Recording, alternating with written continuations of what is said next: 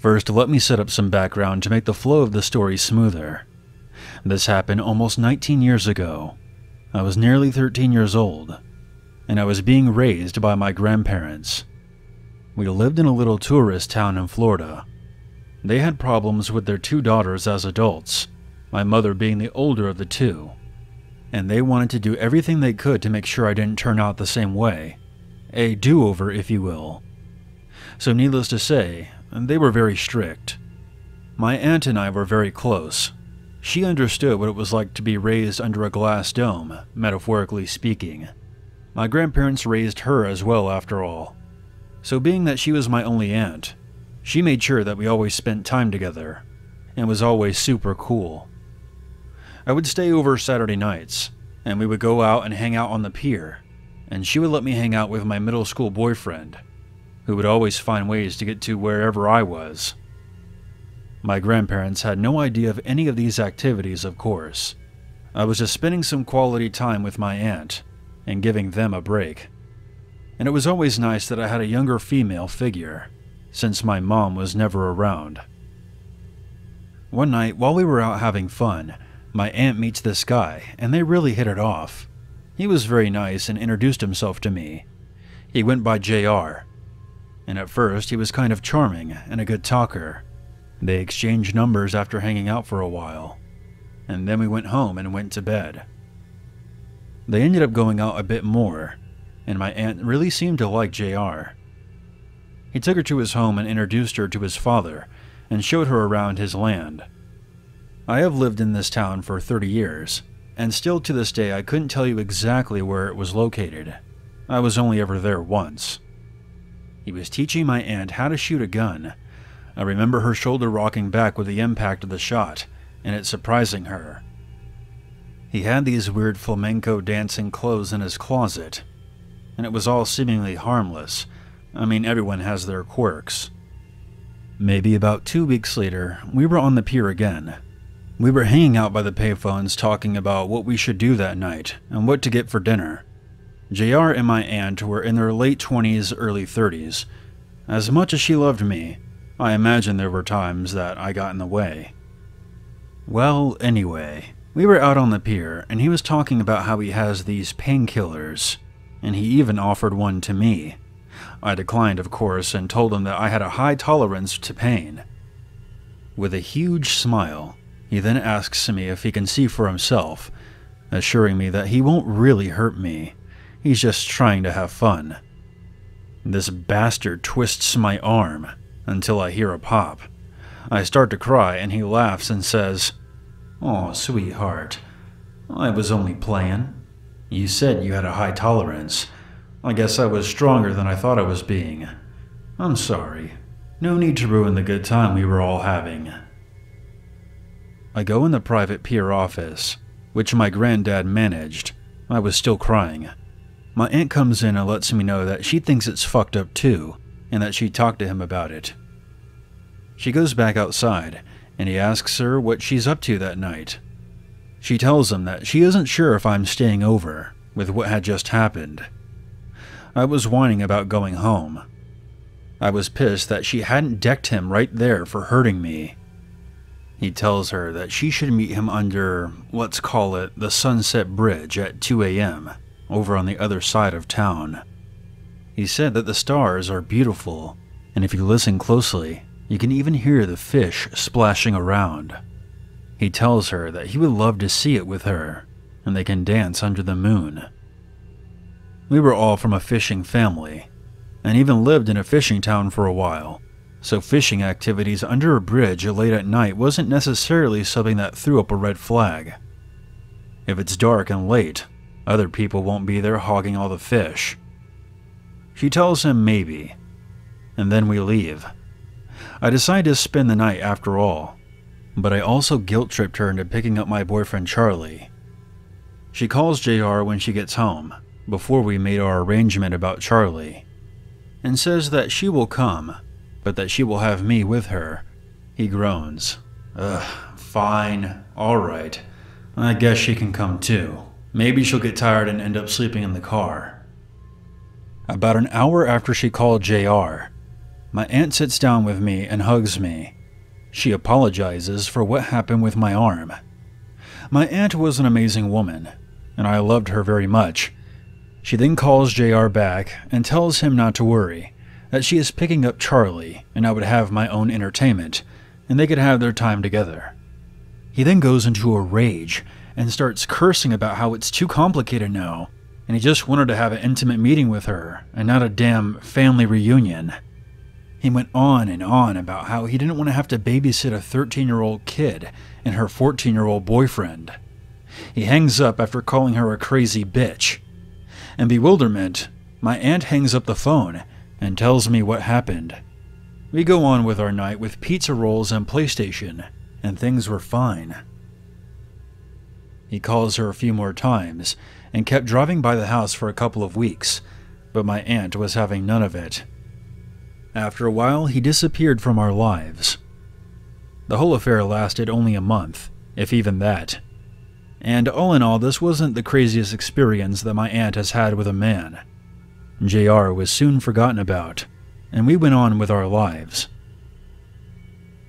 Fast forward to 2 years later, I am almost out of middle school. My aunt had moved to a city about 40 miles away. I was still living with my grandparents, and they were still just as strict as ever. One day, me and a friend named Frank missed the bus home from school and called up our good high school friend Darla to come pick us up and take us home after riding around for a bit. She had this awesome big red truck, and I would love riding around in it, enjoying the freedom and the wind.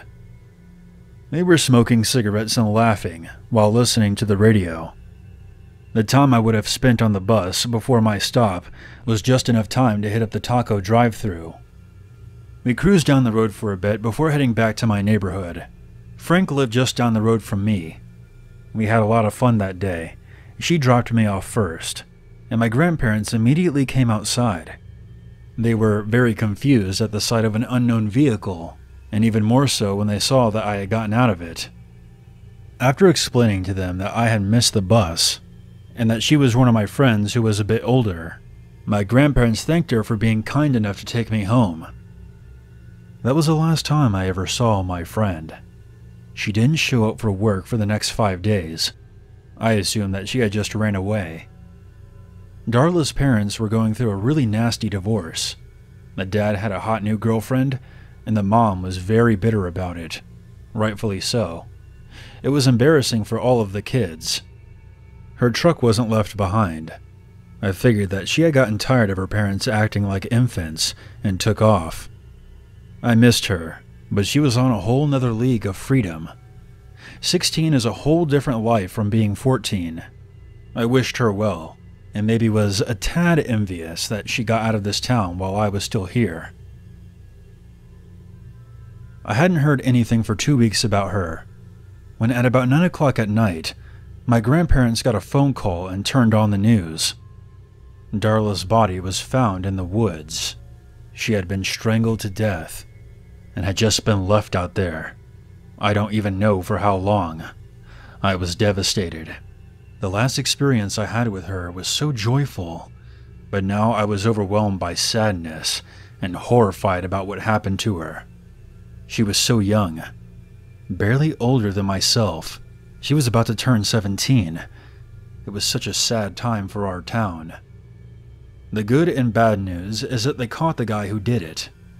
He confessed after some very incriminating evidence surfaced, and during his questioning, he also confessed to killing his girlfriend, who had been missing for 8 years.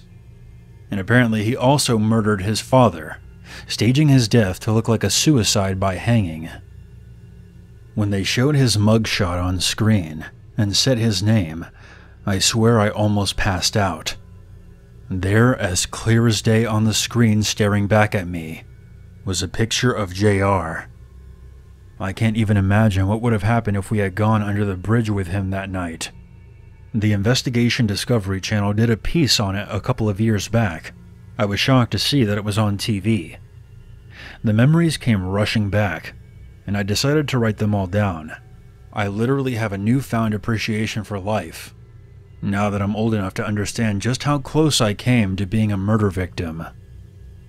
My aunt lived on to make awesome new memories with me. I now have a great life with my husband and 3 boys.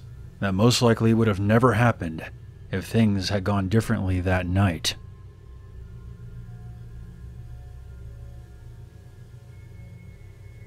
I just want to start off by saying that to make this story easier to understand, I'm going to have to use a lot of dialogue. Obviously, this wasn't recorded, so these aren't the exact words of anyone involved in this experience. I'm just trying to tell it as best as possible, and I think it'll benefit me and you if I use a lot of quotes. Just keep in mind that most of this is paraphrase. This will be a long one, so let's get into it. I wrote this at 2 a.m., and I have corona, so I apologize in advance. This happened in 2015 when I was 16 and still living in my hometown, a forgotten little beach town in the middle of nowhere that's so remote it's probably not even known by the surrounding areas. Basically, there's only 3 things you can do there as a teenager: go to the movies, swim, or go to this pathetic little place called Miller's Fun Park. It's relatively similar to a lot of recreational parks, only a whole lot worse. There's a crappy arcade with broken skee-ball machines, batting cages that probably haven't been used since the early 80s, a pathetic mini golf course, and the most dangerous go-karts you've ever probably seen in your life. Seriously. Miller's Fun Park is on the edge of a field. On the opposite side of the field, about 3 miles down, is the beach, and across the single street are woods. If our town was in the middle of nowhere, Miller's is practically on the moon. Anyway, getting into the story, my cousin Emma and I decided on one summer night that we wanted to go go-karting. It was around 10 p.m., so we knew it would be almost deserted, but that was the way we liked it. I picked her up from her house, and we made the long drive down. Once we arrived and parked in the near empty lot, we hopped out of the car and paid for our go-karting tickets. There was no one except for a few boys in the arcade, and a guy who looked to be in his 60s sitting on a bench near the batting cages. Emma and I paid no mind, and made our way to the go-kart track. Like I said, these karts were incredibly dangerous, so the only thing I was focused on is making sure that I wasn't going to skid and flip over as we raced around the winding track. This is why I didn't notice the guy walking over to the fence, and why I didn't notice him watching us until we pulled into the lanes after our last lap. He was standing on the other side of the fence, right where I parked. He stared at me with the most unsettling expression, a creepy smile displayed on his cracked lips as his dark eyes gleamed. I managed to make an uneasy smile back and handed another ticket to the guy who was running the go-karts. It was obviously higher than a kite. Emma and I went off again. This time I couldn't focus. This creepy guy was giving me the worst type of feeling. My eyes kept finding their way to the metal fence where he stood, unmoving, and watching us every time we were in his view. And the thing that was bothering me the most was that we only had 3 tickets. We were on our second to last run, and he was standing directly next to the exit gate. I was just praying that he would move before we were done, but of course, no such luck. Our last go came and went, and I had no choice but to pull in next to him, unbuckle my seatbelt, and get out of my go-kart. I glanced over at Emma a few feet away, trying to see if she was just as scared as I was. But she didn't seem to notice as she bounced over to me and bragged about how she had beaten me the last 2 times. I was barely listening. I opened the gate, and the guy stepped in front of us just as we were leaving. "Hey there," he said. His voice was dry, and he smelled like cigarettes. "What are you cute girls doing all alone here?" His eyes darted over to Emma, who was looking at the guy with both confusion and annoyance. What?" she said, pushing past the gate so she stood beside me. "It's so late." His tone was just as hungry as his eyes, and he reminded me of a snake. "Do your parents know you're out?" I answered quickly. Yes. They're waiting for us, actually, so we should probably get going." This was a lie. and probably sounded like it from my tone, but I tried to push past him anyway. That didn't work. He grabbed my shoulder to keep me in front of him. "Nonsense. I saw you girls pull in here. Alone." My heart dropped to my stomach. "Are you heading out? Why don't I walk you to your car?" He began to inch towards me, and I looked over to Emma for help. With one swift movement, she pulled me halfway behind her and started sizing the guy up. This was pretty dumb, as we were both small, and though she was a few inches taller than me, neither of us were anywhere near his height. This man was easily 6'2", but Emma didn't seem to care. "Actually, we were just headed to the arcade," she said harshly. "Her boyfriend is going to meet us there." I did have a boyfriend at the time, but he wasn't coming. He wasn't even in town, and she knew this. This guy's face immediately changes. His smile disappeared, and he is now glaring down at me with a look of annoyance in his eyes, and I felt myself start to cower. "Boyfriend," he said roughly. Emma didn't give me a chance to respond. She grabbed my arm and tugged me behind her into the arcade. The boys from before had already left, and the usual girl who worked in there was nowhere to be found. Still, it felt safer than outside. We ran to the back and hid behind the claw machine.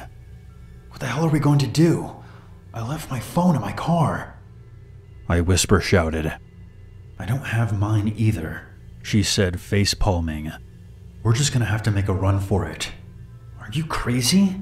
He's probably waiting for us in the parking lot." "What about the guy who runs the go-karts? Could we get him to walk out with us?" I just shook my head. "He's as high as Mount Everest right now. I don't want to risk running all the way to the ticket stand for nothing." "Then we have no choice." She stood up, pulling me with her. "Let's go." I swallowed hard, wanting to cry.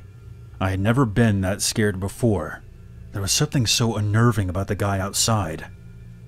We made our way out of the arcade, looking to see if he was nearby. The park was now absolutely deserted. Emma practically had to drag me to the exit. I was looking in every direction, waiting for the guy to come out of the woods or something and pounce on us. But he didn't. "Get your keys out," Emma instructed, and I pulled them from my pocket. We were about 20 feet from my car when I stopped dead in my tracks. "What?" she whispered. I stared at the car, keys in hand. It was then that I had the horrifying realization that I had never locked it. "I never locked the car, Emma." "What?" "I didn't lock it. What if—" I trailed off, but she knew what I was trying to say. She started inching towards the car, and I grabbed her arm to stop her, but she pulled away. "I'm just going to take a peek. If I say run, you run." Her voice was quiet. I nodded in response. She eventually made it close enough to see inside, but by the way she was squinting, I knew it was too dark to make out anything. My heart was beating out of my chest. What if he's in there? What if he jumps out? What if he tries to strangle us like in the movies? All of these thoughts almost drown out the unmistakable sounds of shoes slamming against pavement. My head whipped around instantly, and there he was, sprinting at us at full speed. I screamed bloody murder and broke for the car, jiggling the handle, and as I did, I realized that I had locked it. Emma was already on the other side, screaming at me to unlock it. I fumbled with the keys, but I managed not to drop them as I unlocked the door. I flung it open and practically threw myself inside. I had just managed to close the door when he was there, slamming his fists against the window and shouting incoherently.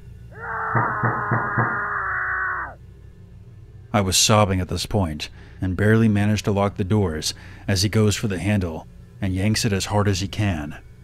Emma was screaming at me to go, and through my tears, I shoved the key into the ignition and flew into reverse. He was still chasing us and yelling as I veered backwards out of the lot and turned as fast as I could while slamming on the gas.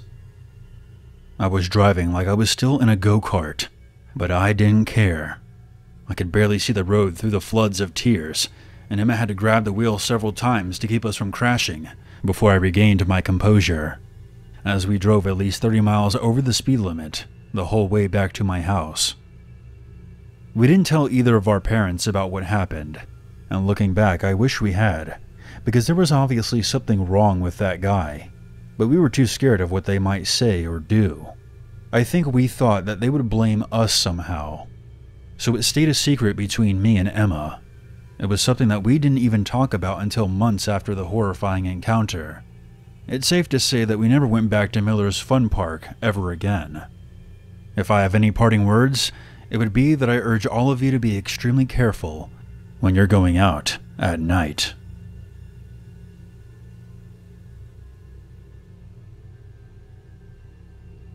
This is something that has been very traumatic for me, and is something that is never discussed in my household. I was talking with my mom about it the other night, and she still didn't say much. When I was 13, I got a Dell desktop for school. The internet was fairly new to me back in 2003.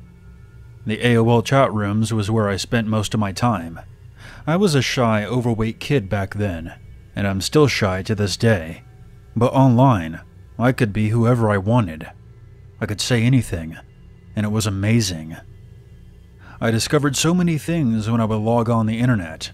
This is how I ended up talking to a 27-year-old man. One night I logged on. Remembering the AOL dial-up sound still gives me an uneasy feeling to this day. I was sitting in my cold, dark kitchen. The computer was located here, so that I could be monitored every time I was using it. But it was just me and my mom at the time, and she was always working. Plus she had no idea how to use the computer anyways, so I got away with a lot. I was bored, so I hopped in an AOL chat room, and I looked around for a bit. I was saying that I was 15, which made me feel so much more mature. "Hey, my name's Rob. Where are you from?" That's how it started out. I told him where I was from and that I was in high school. He responded that he was 19 and was from New York. I thought it was really cool that I was talking to an older guy, and honestly I thought he was really cute. We kept messaging each other back and forth, and would even occasionally talk on the phone. I remember finding out that he was talking to another girl, and I wanted him to break things off, but he begged and pleaded with me until I caved. And shortly after, we met in person. I was nervous. He had never asked me for a picture. In fact, he never really asked much from me. Just the emails back and forth, and one phone call a day. But he made me feel safe. He made me feel wanted and cared for. He drove from New York to my home state of West Virginia one day. My mom worked right beside my house, so he parked about a quarter mile away and walked down the back alley to enter my house. My friend was with me when he showed up, but was scared when she saw him and ran out of the back door. Maybe I should have taken the hint, but I just stood on the back porch with my head down. I was given a hug as he led me inside. Not 5 minutes after being there, sitting on the couch, did he move things further, and eventually we ended up in my bedroom. I'm not going to go into details of what happened next. I assume that most of you can guess. After that, he left, and said that he would pick me up when I went to school the next day, so that we could go out on a date. I had no idea where he was staying. I lived in a very country area, about an hour's drive from the nearest hotel. The next day, I got ready for school, rode the bus for the 45-minute drive, and as soon as I got to the school parking lot, I get directly into his car. No one noticed. We never really went on a date. He just found different places to park so that he could use me. I noticed a photo of another young girl, 15, maybe 16, in the visor of his car. I asked him about it, and I believed him when he told me that it was his cousin. I believed him when he told me that I couldn't see his driver's license because he had left it at the hotel, and I believed him when he said that he loved me. He dropped me back off at school, and I was super sad that he told me that he was going back home. He promises that he would call me. This is where my memory gets a little fuzzy. I can't remember many of my emotions from this time. I do remember a few days later my mom says that she found out that I skipped school with a man, and that I was never to see him again, and that was that. I do remember sending an email, and I do remember a late-night phone call. "I wish you could just come and live with me," I remember him saying, and I told him that I wanted to. A few days later, he made the drive again, and I was feeling iffy about leaving my mom. I did love her after all, but back then, I didn't put much thought into anything really. I packed up a few clothes in a suitcase. I forgot all my underwear. That's something that sticks out to me. I felt bad that he drove 8 hours to come get me, so I left in the middle of the night, got into the car with him and his cousin, and we drove off. He got in the back seat with me and proceeded to have sex with me while his cousin drove. He then got back into his front seat. This happened a few times between my home and his. The drive took forever. I had nothing to drink, and I was offered nothing. When they stopped to take a nap at a rest stop, I attempted to call my mom, which was disabled on our phone. I dug around for some change to get something to drink, but I couldn't afford anything, so I drank out of the truck stop sink. Hours later, we park a block away from his house while he runs in to get something. I'm sitting in his back seat, waking up from a nap, when around 8 or so men and women wearing black suits surround the car, screaming at us to get out with our hands up. My first thought was, shit, first 10 minutes in New York and we're already getting robbed. I was terrified. I exit the car. An officer pulls me over to the curb, while Rob's cousin is forced to the ground. All the while they are asking my name and age. I was then put into the back of an unmarked car, driven to the police station, passing reporters, cameras, and news trucks. I was then snuck in through the back, where I see Rob for the last time, in handcuffs. And for the in-love 13-year-old me, this was devastating. I was taken into a room and questioned for hours. I was then taken to the hospital, and then to a hotel, where a nice woman, I'm guessing who was a social worker, brings me Taco Bell, and stays with me until I fell asleep. The next day, 2 FBI agents escort me home on a plane. Once we landed, I was greeted by police officers and my mother, and a horde of news reporters. I later found out when my mom reported me missing, the police didn't want to do much. They didn't even want a picture of me. My mother saw us leave that night, and she had his license plate number. She even remembered seeing his car parked down the road the first time he came. She took note that they were out-of-state tags. She was very vigilant. I'm pretty sure that this is the only reason that I'm still alive today. The police said that they were going to look into it, but that wasn't enough for my mom. She contacted a family friend, who in turn contacted the governor of West Virginia, and that's when the police really started taking this more seriously. They ran the license plate number and found out who he was. They then issued an APB, noting that I was in extreme danger. My cousin took a look at Rob's rap sheet, which was a mile long, but wouldn't tell my mother what was on it, for fear of scaring her even more. I never went to court or attended any hearings, but I did fall into a horrible depression. My friends' parents wouldn't let them hang out with me. The word slut was spray painted on my locker at school. I had no friends, but worst of all, I thought a man was in prison for loving me. When I learned that he got sentenced to 10 years in prison, I became deeply troubled. I've been in and out of the mental hospital for self-harm for years, on a slew of antidepressant medication.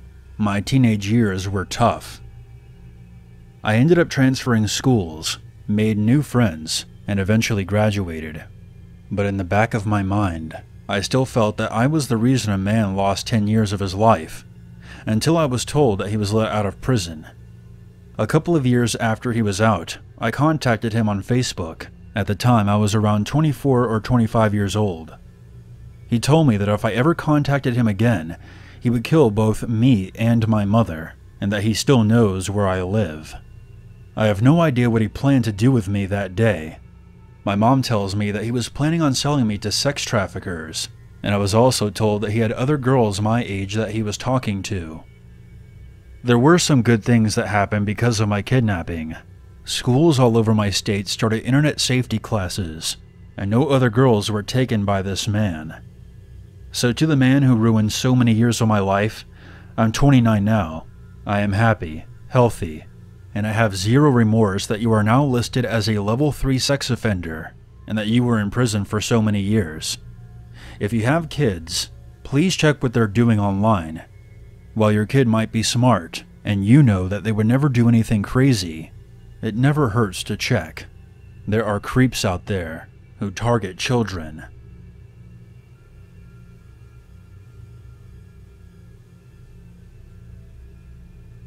This happened 2 summers ago while I was house sitting out in California for an elderly couple I had met at a work conference.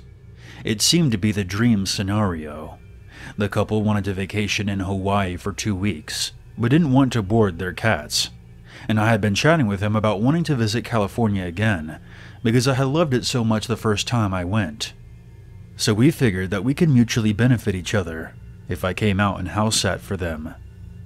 So I flew out there, and they showed me around for a few days. They taught me how to take care of their 2 cats, one of which was extremely shy and who I barely ever saw, which will be important later. They also showed me how to take care of their plants and gave me access to their cars. These people were very generous. And before I knew it, I had dropped them off at the airport and was now on my own. At first, it really was the dream vacation. In the mornings, I would walk out of the front door and shortly be hiking through the trails that surrounded the nearby Mount Diablo. I was so enamored by the area that I actually started looking into taking steps to try and relocate there. But then one day, about halfway through my final week there, when I got back to the house, I felt really odd, almost like I shouldn't go inside. I shook it off and went inside anyway, because it was getting late. Once I was inside, I forced myself to ignore how off it felt, and made some food for myself, put out dinner for the cats, and then went to bed. I was shocked to find that the shy cat was hiding under my bed and crying. This was the first time I had ever seen her up close. The entire time I had been there, she never left my host's bedroom, unless she didn't realize that I was around. Again, I ignored the weird feeling, and just assumed that she had decided that I was okay, and then went to sleep. I did start locking my bedroom door at night though. I also remember that about halfway through that night, I thought I heard someone walking around on the gravel outside of my window, but after listening for a bit and not hearing anything else, I went back to sleep. The following morning, I still had this strange feeling, but I decided to go on with my plans for the day. I drove out to this little music festival in Sonoma, and went clothes shopping, and overall had a great day. When I got back to the house though, I found that the front door was locked in a way that I had not left it. Basically, the deadbolt was never locked, only the lower lock, and that's the only lock that my key worked on. But the deadbolt was definitely locked for some reason, so I had to call my hosts and find a hidden key, which, to their credit, was buried about a whole foot under a bush outside that had definitely not been unearthed in a long time. So I used the key, went inside, and kept it with me just in case it happened again. And it did. But with a different door this time. I had stepped out into the garage to get a drink, and when I turned around to go back into the house, the door was shut and locked. I could use my normal key on that door, but I was still pretty bewildered. My own cats are whack, so I think in my mind I was trying to come up with some way that the cats could be locking me out of the house. But that was just too crazy. I decided that I must have been misunderstanding how the locks worked, and wrote it off, and I started to check the locks when I went out of the house or into the garage. That night when I went to bed, the really awful feeling of unease was still there, and so was the shy cat, who was clearly unhappy to see me, but also wouldn't leave my room. But again, I just locked my bedroom door and went to sleep. The next morning I felt awful, nausea, body ache. I had no desire to leave the house, so I decided to stay in and watch Netflix for a day. But as the day went on, I started to get that strange feeling again, and then it morphed into that unmistakable feeling of being watched. Around mid-afternoon, it got to the point where I was so uneasy, I decided to get out of the house for a bit to shake it off. I was getting a bit low on food anyways, so I went to the store and bought a couple of food items that I didn't think would hurt my stomach. And as I started to leave the checkout line, the cashier said the generic, "Have a great evening," and then I just instantly started crying, shocking myself and the poor cashier, because I had this intrusive thought that said, "You might be the last person to ever say that to me." When I got in my car, I was still crying, and my entire body was telling me not to drive back to that house. But I had no choice. I couldn't just neglect the cats. So I drove back, parked in the driveway, and convinced myself for about a half an hour just to go open the front door. Once I did that, I thought I would get over it and be able to go in and at least feed the cats, and then maybe I would go get a hotel room after. But my body physically would not let me inside. It was like I was stuck in the entryway. I then made a deal with myself. I would yell into the house, saying that I had already called the police and they were on their way. I figured that would make anyone leave the house. So I faced inside the house, looking down the hallway towards the bedrooms, and I did just that. The second I was done saying, "They're almost here, so if you want to avoid being arrested, you need to leave now," the light in my host's bedroom turned on, and I heard a banging noise. I immediately hightailed it back to my car, called the police for real, and proceeded to have a mental breakdown while talking to the dispatcher. They checked out the house and didn't find anyone there. However, the double doors in my host's bedroom were left wide open, and there was a pile of food wrappers in the corner behind the blinds. So they said it looked like someone had been there, and, based on the shape of the house, they would have had the perfect vantage point to see me in the living room, watching TV. The police told me that they would patrol the area, but that there was nothing else that they could do. The minute they were gone, the shy cat was right back in my host's bedroom, and I didn't see her again until I left to go back home. This experience messed me up pretty bad, especially because they never caught the person, and didn't seem to have any real desire to look. I still had to stay in that house for the next 3 days. Nothing else odd happened, and I didn't get that strange feeling for the rest of the time that I was there. But the damage was done. I've never felt completely safe in a home without doing a complete search before bed, but I'm extremely glad that I trust my gut feeling. I guess I would rather have some residual anxiety than be dead.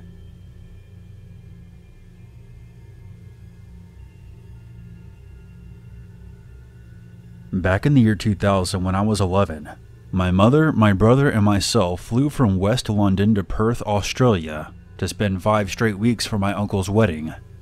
My uncle's place was practically a palace. He lived in a gated community with several security guards who patrolled the area, and had one of those pin-drop sensitive alarm systems. On the 4th day of our visit, all the adults went out for a party. My brother James, who was 13, and myself were going to be left all alone in my uncle's place for a while. But given that it was as secure as Fort Knox, no one was very concerned about us being on our own.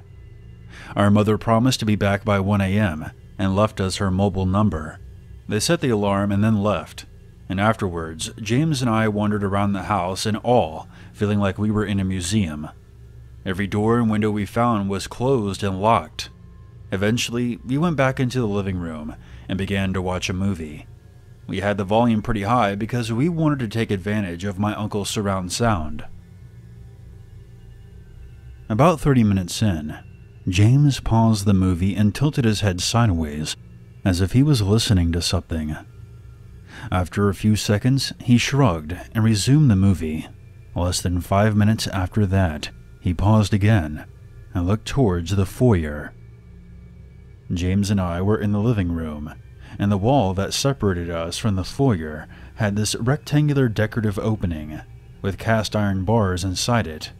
Beyond the opening was just darkness, because there wasn't any lights in front of the house.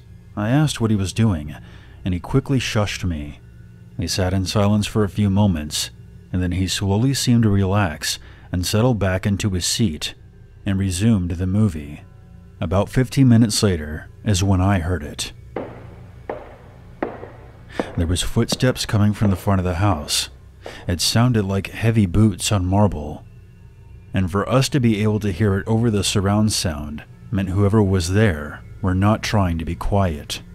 Surprisingly, neither of us freaked out. We didn't even pause the movie again. My brother just picked up the landline and called my mom's number, while we both stared into the dark foyer, waiting for someone to peek their head around the decorative window and peer in at us. My brother had to call a few times before my mom finally answered. He stated much more calmly than I would have managed that he was sure that someone was in the house with us. My mother instructed him to hit the panic button on the security system and hide in one of the ground floor bedrooms, and stated that she was on her way. I remember James and I looking at each other in apprehension. The panic alarm button was in the closet in the foyer, and that was where we had last heard the footsteps. I cautiously stood up, and feeling like I was detached from my own body, like it was a dream, I carefully wandered over to the hallway that led into the foyer. I didn't take another step when I noticed the motion sensor in the upper corner of the room. My uncle had these motion sensors in every room that would trip the alarm when no one was home.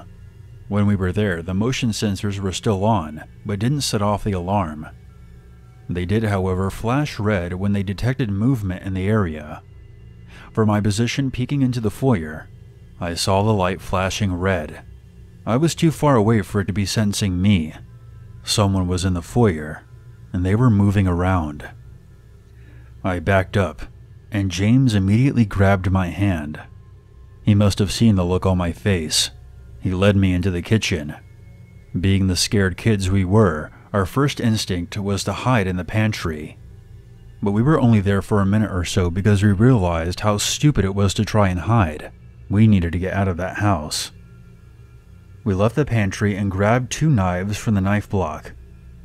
Because what better way to make the situation even worse by running in a panic out the back door into darkness while clutching massive knives.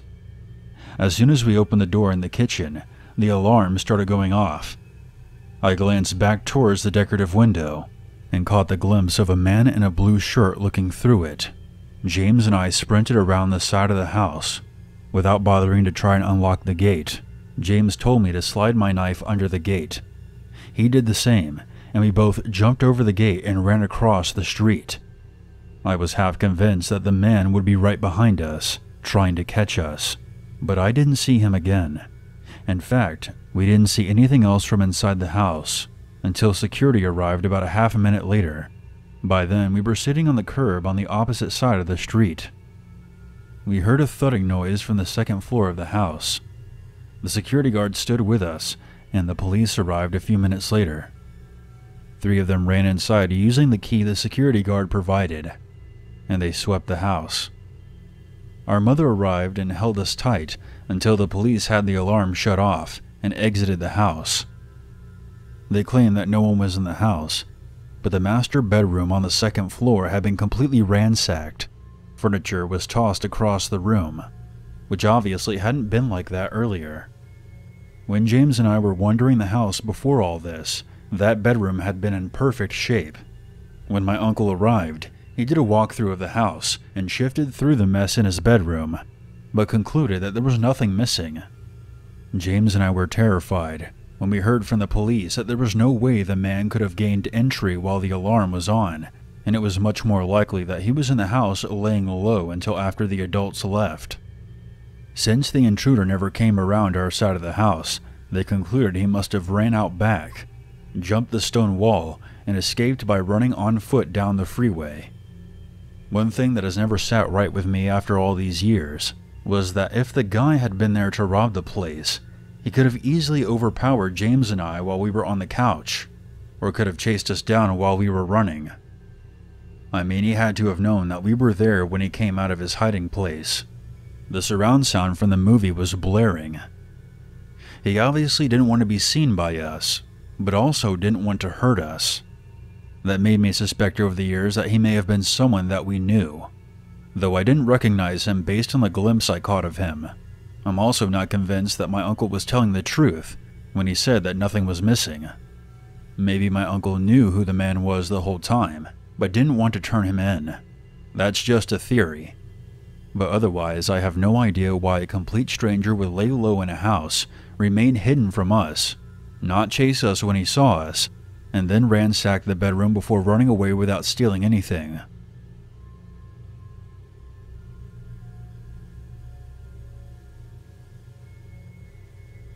Apologies in advance if I mispronounce any of the names in this next story. In February of 2003, I was renting out a room in a high-rise building in Daegu, South Korea.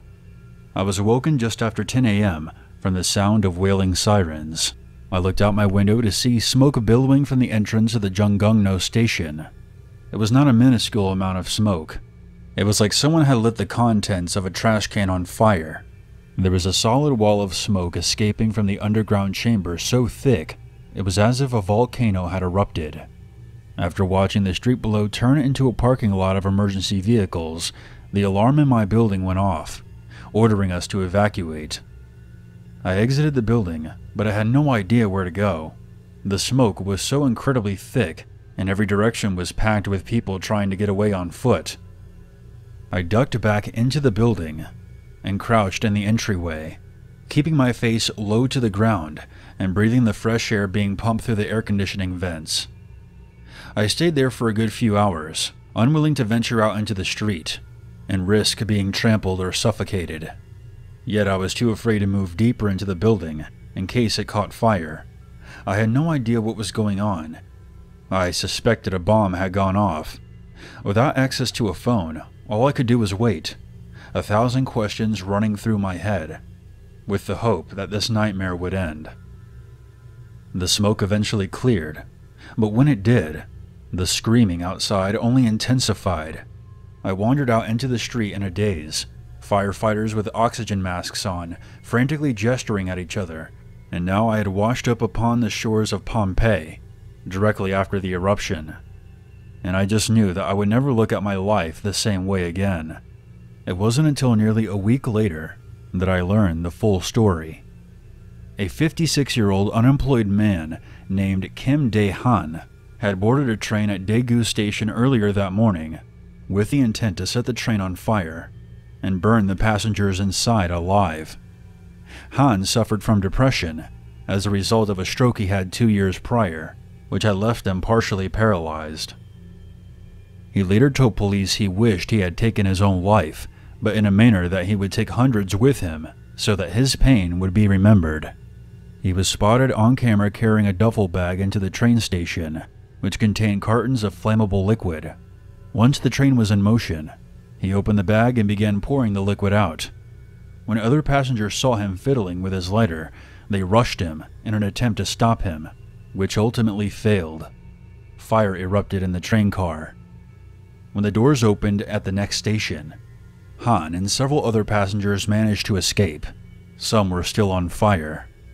Once the train stopped, the fire quickly began to spread across all 6 cars. There was so much smoke down in the platform that none of the cameras could see what exactly was happening. Another train heading in the opposite direction towards the platform was warned to proceed with caution, but was not instructed to stop. Upon arriving at the Junggongno station, the train came to a halt right next to the burning subway cars.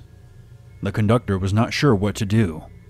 The power failed at the station after a minute, which stopped the train from leaving, and while the conductor frantically tried to call for help over his radio, he eventually panicked and abandoned the train, leaving the passengers trapped inside. There were no fire extinguishers on board, and there was no water sprinklers on the subway platforms, and the smoke was too thick for the emergency responders to reach the trains for several hours. It was still early morning rush hour. Over 190 people, men, women, and children, all died. Kim Dae-han was eventually found later in the hospital, where he was being treated for his burns. On August 5th of 2003, he was sentenced to life in prison, where he died just over a year later on August 31st, 2004. The conductor of the second train was arrested for criminal negligence, as were 6 other members of the Metropolitan Subway Corporation. And that's my story of how I was practically on top of one of the worst mass murders in history. I left the city soon after, and have since tried to cherish every day as another gift, abundant with new possibilities.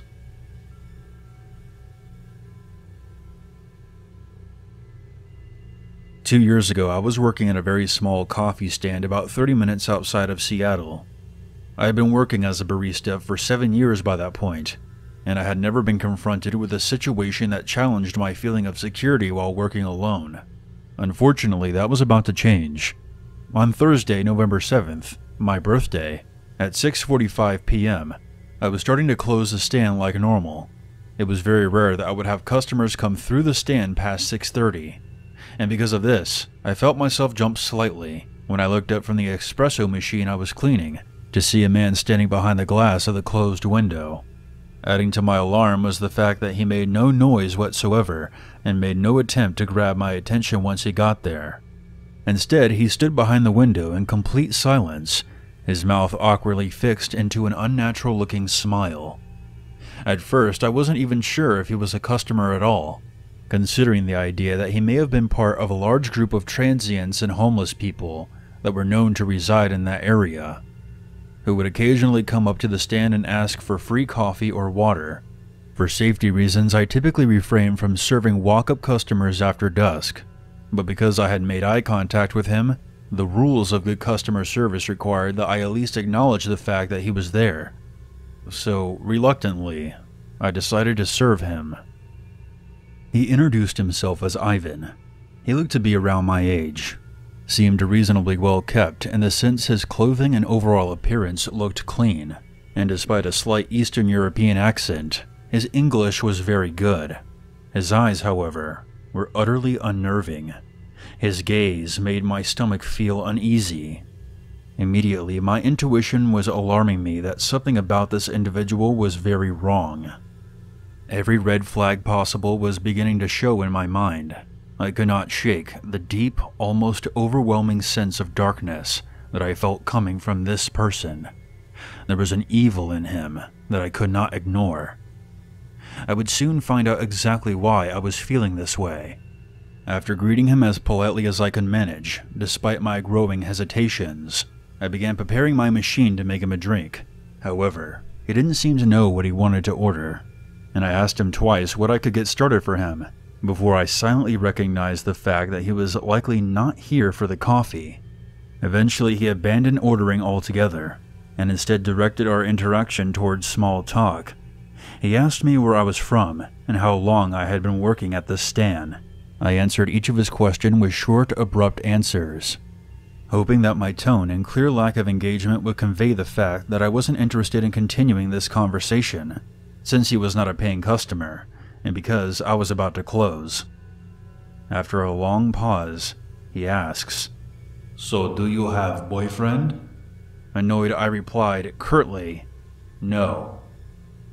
At this point, I was ready to end our interaction, so I told him that I needed to finish closing up so I could go home. Upon hearing this, he walked away from the window and mentioned that he was looking forward to seeing me again very soon. After a minute or so passed, he was out of sight, but the creepy aura lingered. My gut told me that he wasn't far away. I just knew that he was watching me from somewhere beyond my line of vision. Cautiously, I closed up the stand, locked the doors and windows, and walked to my car and drove home. By the following day, I had forgotten all about the encounter and went to work as usual. 7 p.m. rolls around once again, and I'm just about to end my shift and close the stand. I'm nearly finished when I catch a glimpse of something. I turn my head towards the opposite side of the stand, and there, in full view of both me and the security cameras, stood the guy from yesterday. My stomach sank, and I was immediately very aware of how cold it was inside of that stand. He smiled at me with a predatory-like grin, waved, and then proceeded to pull open the closed window in front of him. Even though he didn't present himself aggressively, there was something incredibly threatening about him choosing to do that. He left me feeling hopelessly unsafe in that moment. I cleared my throat and told him as firmly as possible that I was off the clock, and I wouldn't be able to make anything for him as my machine has already been cleaned, and my register was closed out for the day. He widened his smile and replied, "It's okay. I didn't come here for the coffee. I came here for you." Upon hearing this, I noticed a shift in the energy building between us. The fear that I had previously been overcome with had now made a sudden and jolting transition into a redlining level of irritation. "I don't care what you came here for," I told him as sternly as I could manage. "It's going to have to wait till tomorrow, because I am fucking closed." His smile disappeared. His eyes became even more focused on me, and his gaze intensified. "Then I see you tomorrow," he said in a way that felt less like a statement and more like a threat.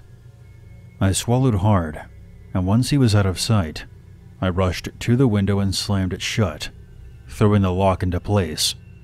Again, despite not being able to visually confirm his presence, I knew that he was still there, and I could feel his eyes fixated on me.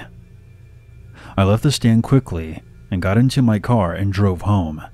This time, however, he remained heavily on my mind for the rest of the night, robbing me entirely of any sleep at all.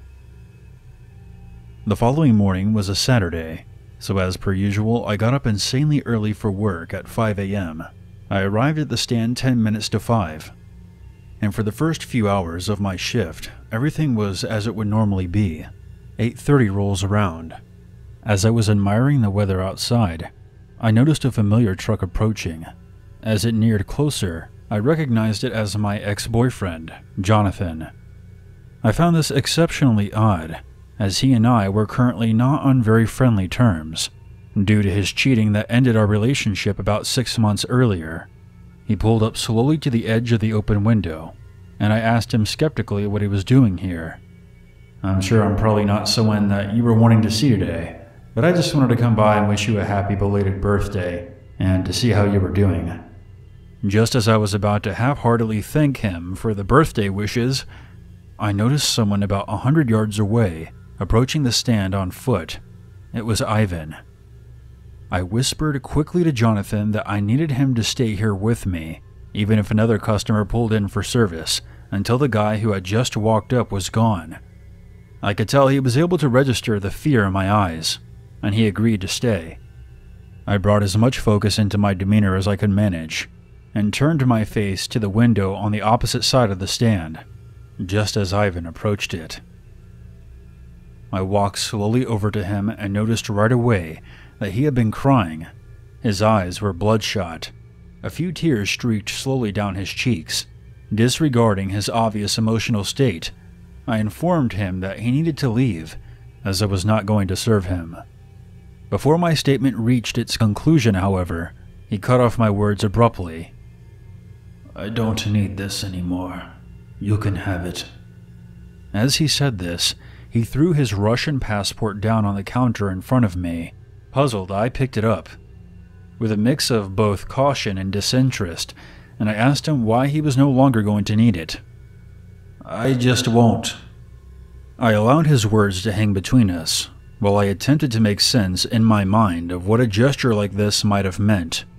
Before I felt a strong bite of dread inside my chest, the fear crept slowly into my throat before finally escaping past my lips in an audible gasp, bringing Ivan the confirmation he had been hoping for. Once I understood what was about to happen here. No guest from a foreign country would be willing to discard or abandon their passport unless they intended to see the completion of an act of absolute finality. He wasn't planning on returning to Russia. In an effort to sever the non-verbal conversation taking place, I glanced over my shoulder to Jonathan, who now had a "what the fuck was going on" look on his face. In that instant, he recognized the desperate pleading fear in my eyes. This caused his own expression to quickly change to one of panicked urgency as he attempted to understand what had just taken place between this stranger and myself. As I turned back to Ivan, his tears were now replaced with a look of what I can only describe as complete and utter insanity. This is the point where the dynamics of our interaction shifted indefinitely. God came to me last night in my dreams. He told me that you would be my wife. You are my wife. You are mine. A sickening, sadistic smile curled the corners of his mouth in such a way it was almost physically painful to witness. My heart began throwing itself violently against the side of my chest as adrenaline surged through my system. You are my wife, and now you come with me. Right now. At this, he planted his hands firmly onto the ledge of the window and began to lift himself onto it. Realizing now that he was attempting to crawl through the window into the stand, I practically threw myself across the small distance between he and I and quickly slammed the window shut, locking it. He pushed his weight back down off the edge, paused, and then proceeded to give me a look that made me truly understand the meaning of having one's blood run cold. I felt the inside of me begin to quiver in a way that I had never felt before, an anxious vibration that was working its way throughout my entire body. This was not over yet. I understood that much. At this, Ivan offered me a quick wink and began to move with obvious purpose toward the back of the stand. Soon, I could hear the faint but distinguishing beeping of the buttons being punched on the keypad that secured the lock on the back door. Ivan was trying to get through the only actual entrance to the stand. In my mind, I knew that there was no way he would ever manage to guess a 4-number code, and dismissed any arising concern that he would manage to gain entry. Not gonna be that easy, I said under my breath, though I was unsure if I truly believed that. The dread that followed at what I heard next is something that I will never forget, as I heard the fateful sounds of the keypad indicating a successful entry code, followed by the loud and heavy thud of the steel deadbolt retreating quickly back into the door. All I could see was the door in front of me. Nothing else. It was as if there was a glaring spotlight illuminating that door. All else around me fell into darkness. Time felt as if it had stopped. I no longer had a sense of it, or of the space around me. As the door began to slowly push open from the outside, I could hear an almost deafening scream resonate powerfully through the walls of the stand, expelled slowly by the force of fear. I stood there completely paralyzed, and bared witness to the largest knife I had ever seen enter through the opening of the door, followed by Ivan's hand firmly gripped around it.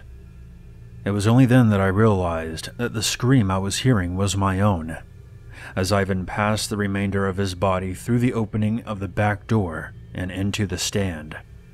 Before I continue any further, let me just say, until you personally experience a situation that demands you to access your fight-or-flight response, you have no idea what that response is going to ultimately be. The type of fear that's required to trigger this defense mechanism is more than most people ever realize. How you will react to it will be involuntary. I recognize that simple fact. Regardless of whatever this guy had planned for me, I intended to survive it. But not just simply survive, but I intended to execute a lesson this guy clearly needed to learn. Never underestimate someone's capability to persevere. I suddenly remembered that Jonathan was still in his truck on the other side of the stand. I ran to the window and screamed desperately through the glass. "Jonathan, he's got a fucking knife." Jonathan's eyes grew huge, and he threw open his driver's side door and flew from his truck towards the back of the building. Then, in the furthest corner of my vision, I caught the sight of a dark, looming presence enter into the space of the small interior of the stand. Ivan was now standing no further than 10 feet from me. A feeling of dread overtook every inch of the small building, and made the air so heavy around me that breathing started to become difficult. It felt thick and toxic in my lungs. It nearly caused me to choke. As my struggle to breathe increased, Ivan began to close the few feet of space still between us by taking slow, taunting steps in my direction. His knife was gripped firmly in his hand, as it rested at his side. He spoke softly through the visual violence. "You are my wife." Ivan ultimately managed to take a total of 3 steps towards me, before I saw an arm being thrown around his neck from behind. As I stood there in a state of paralysis due to the fear, I watched as Jonathan pulled Ivan back by the neck with so much force, his feet flew from beneath him. Suddenly, both Ivan and Jonathan were on the ground right outside the door, with Jonathan securing Ivan in a headlock that proved impossible for him to break away from. Jonathan yelled strict instructions for Ivan not to move, or he would, quote, choke the fucking life out of him. Surprisingly, Ivan remained completely still, never once making any signs of resistance. Jonathan kicked the knife away from his reach and told me to pick it up and secure it until the cops arrived. It felt like hours before the cops arrived. It took 6 cops to force Ivan into the cruiser. The whole time he kept shouting that God had sent him, and he had simply come to collect what was his.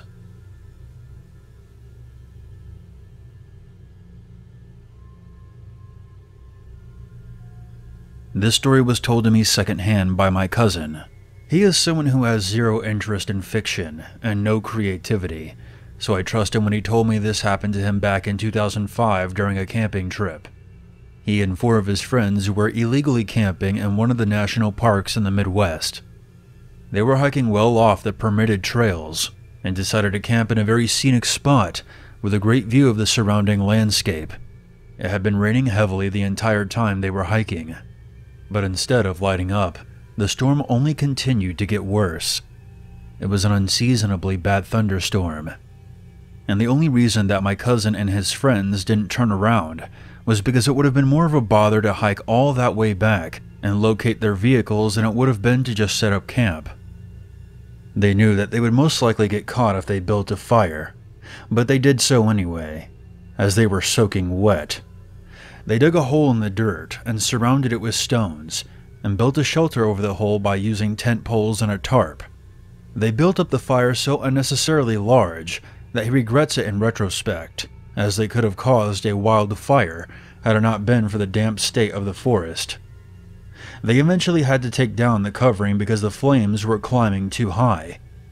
They all got moderately drunk, and made Bigfoot whooping calls into the night, and played a game where they tossed a small stone back and forth through the flames at each other, and the person who dropped it first had to forfeit his drink to the one who had thrown the stone. Every time the thunder rumbled, one of them had to crack open one of the cheap beers. The rain was so heavy that their shouts and loud cursing barely traveled through the canopy of trees. Later that night, after the rain had put out the fire, and my cousin had fallen asleep, the ground beneath him gave way, and 2 of the tents slid down the slope. When they reached the bottom of the steep incline, my cousin and his friend thrashed and cursed as they freed themselves from the tents, only to find out that they were waist deep in a bog of mud. They shambled back up the hill, soaking wet and covered in mud from the waist down, and woke up the other 3. They gathered their flashlights and went back down to collect their belongings as best they could.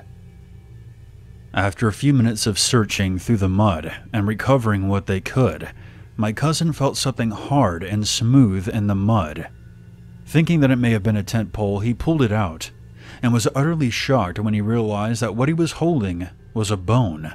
Figuring that they were the skeletal remains of a deer carcass, he tossed it aside and continued to shuffle around through the mud.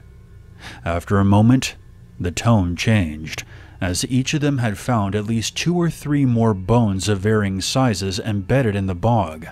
An argument immediately began as to whether or not they were human. None of them were educated enough in human anatomy to determine that with any kind of certainty. My cousin tried to calm everyone down, assuring them that they had to be animal bones that had been discarded, and this was obviously someone's dumping ground. But yet, none of them had found a hoof or an antler or anything that would make it obvious that the bones were not human. My cousin then stated that whatever they were, he didn't want to swim with them any longer, so he made a climb back up the slope. Then one of the others removed a bone from the mud that had a large metal piece attached to it. It appeared to be one of those metal implants that are surgically placed into someone to help support broken bones. That's when a gripping fear took a hold of the group. They quickly climbed back up the incline and packed everything up, dousing the smoldering firewood completely before they left. They didn't take any of the bones with them. The sun began to rise as they returned to the path, and it was decided that they couldn't leave without admitting to what they had discovered. They waited at a park station until it opened, and then admitted to what they had found. At first they were met with casual annoyance and disbelief. They were told to stay put until someone had been out there to confirm the story.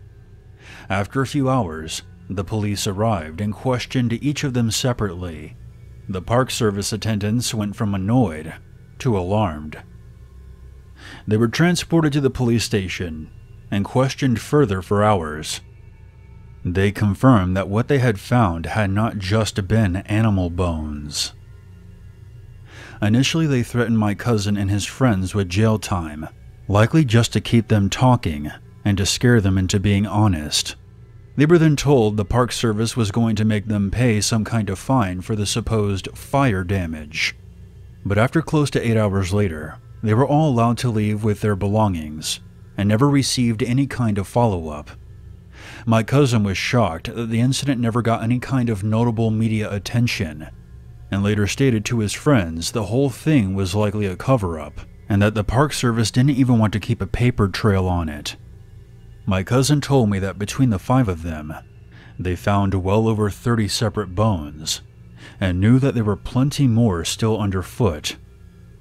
I often wonder if my cousin and his friends stumbled upon a mass grave with dozens of bodies that had been uncovered that night by the storm.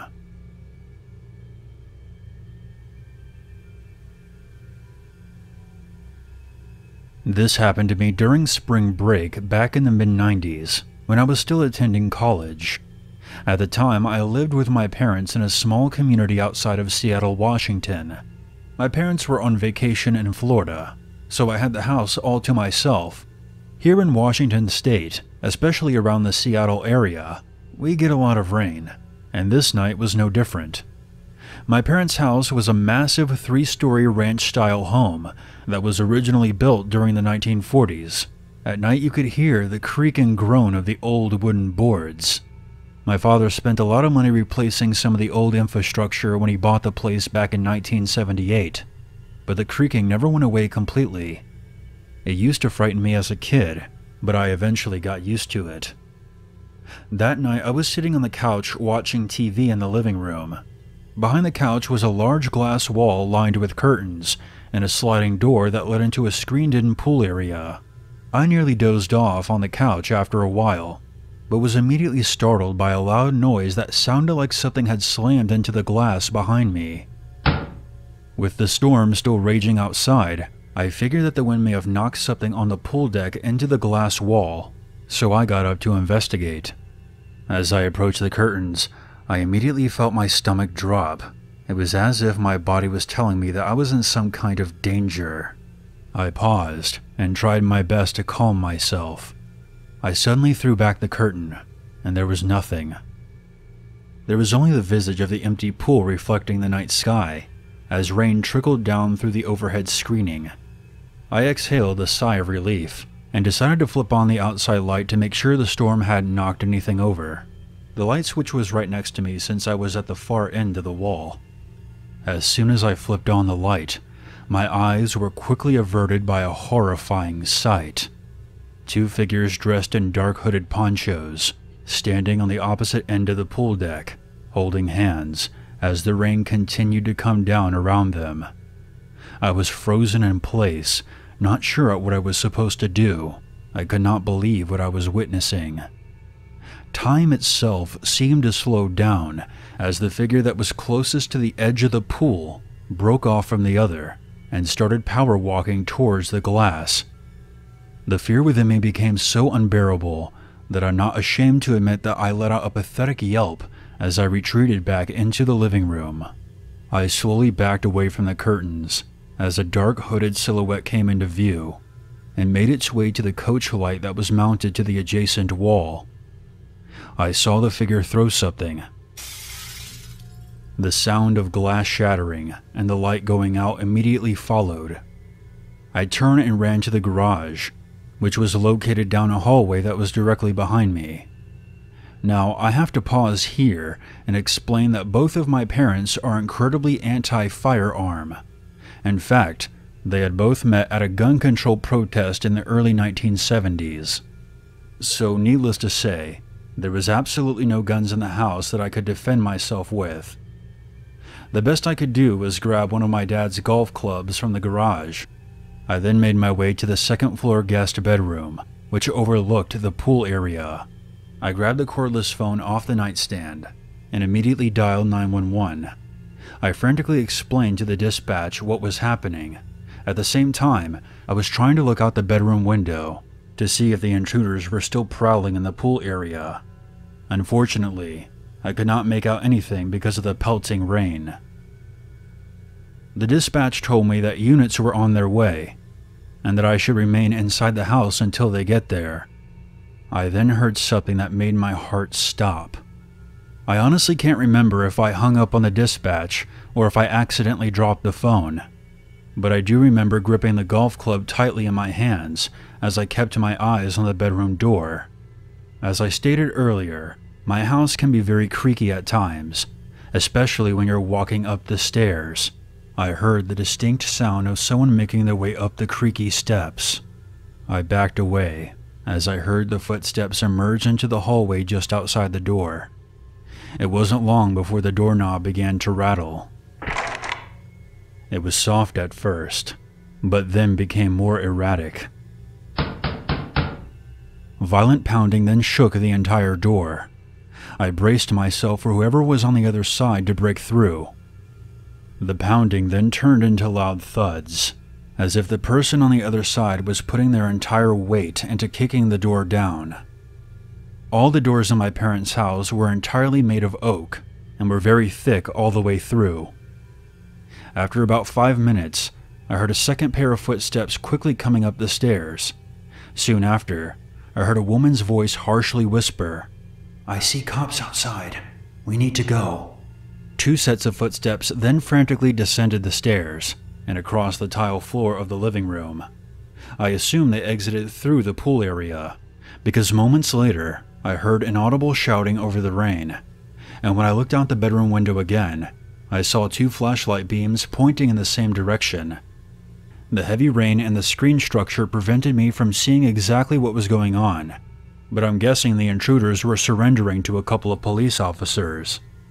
The doorbell rang, followed by someone identifying themselves as law enforcement. I put down the golf club and quickly went to the front door, making sure to look through the peephole to confirm it was police before opening. I explained to the officer that I was the one who called, and was relieved to discover that both of the assailants were arrested in the backyard.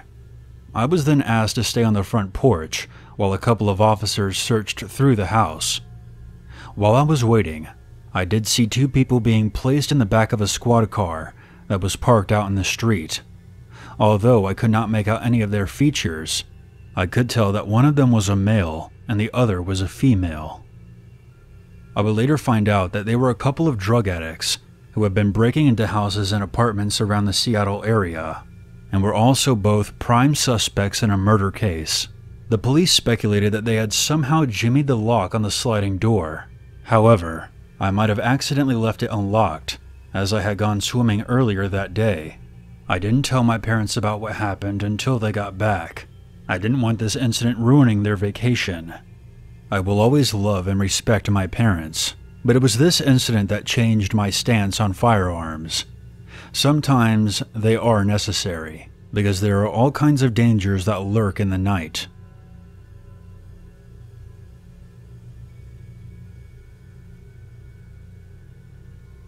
I'm a 35-year-old urban explorer from Arizona.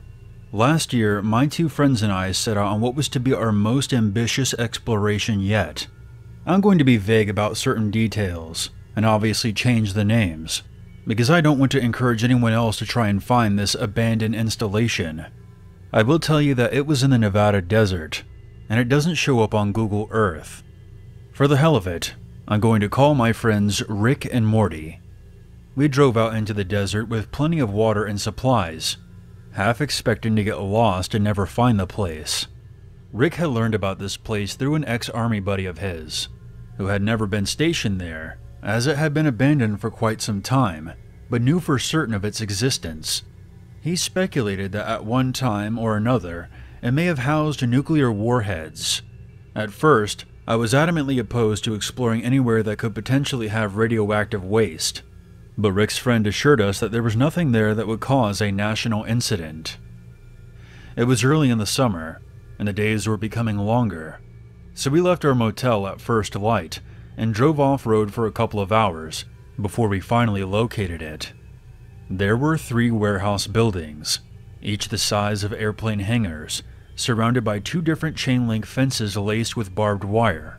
There were dozens of old, rusty signs boldly declaring that this was government property, and any trespassers would be prosecuted.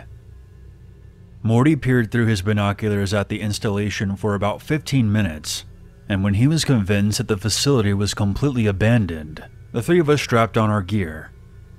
We all considered ourselves to be survivalists, but each of us had our own unique skills that made us invaluable to the team. Rick had the connections to locate the sites that practically no one else knew about, in addition to being the technician and knowing how to speak 5 different languages. Morty was our field medic and botanist, and I was the climber. Whenever we visited a site that required accessing high places, I would be the one to forge the path ahead by free climbing and hanging a line for the other 2 to follow. I was also the largest of the 3 of us and was capable of carrying either of the other 2 easily in case of a debilitating injury.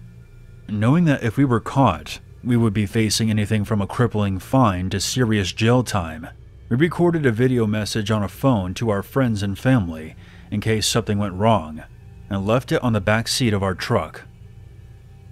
It was clear that the facility hadn't been visited by the Army in any professional capacity in quite some time. The fence was damaged and leaning in several areas, and the lock on the gate had long since been broken off. We walked right in without any trouble, even sparing a couple of minutes to check out an old guard shack. The desert sand covered the grounds everywhere like a thin layer of dust, and had collected in piles of several inches high in the doorways and window frames. We spent about 40 minutes in the first building, which contained offices, bunk rooms, and a garage big enough to easily fit my house in it. But aside from the structure itself, there was almost nothing of value to appreciate. There was barely any furniture, no forgotten classified documents or maps, and no abandoned personal items to pocket. The garage contained a few old tires, and dozens of ancient grease and oil stains scattered across the floor. We were slightly disappointed, but not undeterred. We moved on to the second building, and broke in using one of our heavy-duty flashlights. Inside was a practically Colosseum-sized empty space, filled with abandoned ladders and scattered metal support beams, lying discarded like bones in a lion's den. We each separated and wandered about, keeping each other in sight using our flashlights. We speculated that this place may have stored tanks or small planes at some point. We called to each other across the room, causing a satisfying series of echoes. I stayed close to the walls, while Rick and Morty ventured deeper into the room, and I noticed a door to an office or a closet against the far wall. Making for it, I discovered that it wasn't a traditional door, but rather one that had a seal around it, like a walk-in freezer. I popped it open and shined my flashlight around inside. I had expected it to be extremely hot and uncomfortable inside, containing stuffy air that had been sitting around undisturbed for years. But I was surprised to feel a slight chill in the air, as if the room occasionally experienced a refreshing breeze. The room was about the size of an average 2-car garage, but strangely only had one thing inside it, which was a spiral staircase that appeared to lead downwards. I walked over and looked down into the darkness below. I couldn't make anything out, so I decided to walk down a few steps and see what kind of secret room it led to. After walking down about 20 steps, my boots making a tapping sound against the metal stairs, I suddenly got the feeling that I was in an extremely wide open space, as if every footstep seemed to echo into a vast nothingness. I shined my flashlight around in every direction, but I could literally not see a thing beyond myself and the staircase, just infinite darkness all around me. Figuring that there must have been an existing cavern down here, and the army built a structure on top of it, I continued my descent, beginning to lose track of how many steps I had taken. I paused after a moment to listen.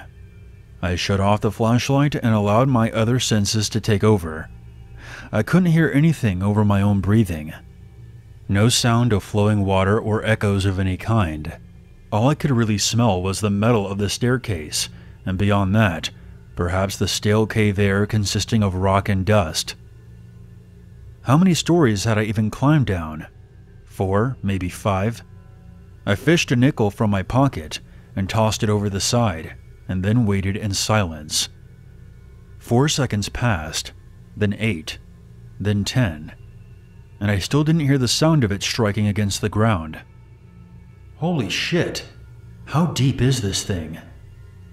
A part of me wanted to start heading back up to solid ground and to daylight, but the urban explorer inside me insisted on pressing forward. I turned on my flashlight and kept walking downwards. It was a good thing I used the light, because after a dozen or so steps, the stairs simply ended. The metal bar that ran down the center of the spiral staircase continued downwards into the abyss. I wasn't sure if they had been broken or simply hadn't been completed. I sat on the bottom few steps and let my feet swing off the edge. I spat downwards and tried to follow its progress with my light, but it vanished deep into the darkness. I whistled, trying to get a sense of my surroundings using the echo. My other senses told me that I was still high up and surrounded by nothingness. It almost felt like I was in a vacuum of space, and it was incredibly eerie. A small voice inside my head was pleading with me to head back up, but the other part of me yearned to learn more. I tried to take a few pictures with my digital camera, but they showed absolutely nothing of interest apart from me sitting in the semi-darkness on a metal staircase, so I deleted them. My flashlight began to flicker after a moment, which was strange because I had just put fresh batteries in it that morning. That's when I decided it was time to go back up. I was curious to see what Rick and Morty thought of all this.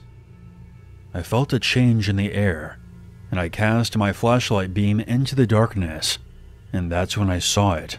For a very brief couple of seconds, my flashlight caught the sight of something flying about 15 feet away. It was something big. I just caught a brief glimpse of a wing and a clawed foot, and I realized that I was in something else's territory. I sprinted back up the stairs as fast as I could, flashlight in my right hand and the railing on my left. It took me slightly longer than I expected to reach the top, but when I did, I shot out of the sealed freezer door and back into the giant hangar bay area. For a few moments, I paused to catch my breath and marveled how I hadn't heard a thing when the creature flew by. It had drifted past silently, like a shark through water, and I wondered if there had been more than just one, possibly circling me the entire time I was sitting on the stairs. Rick and Morty were nowhere to be seen, so I made my way back out through the door we had broken into. I froze in my tracks for a split second. I thought I had lost my mind. Night had fallen, and the moon was out. That didn't make any sense. How long had I been on the staircase?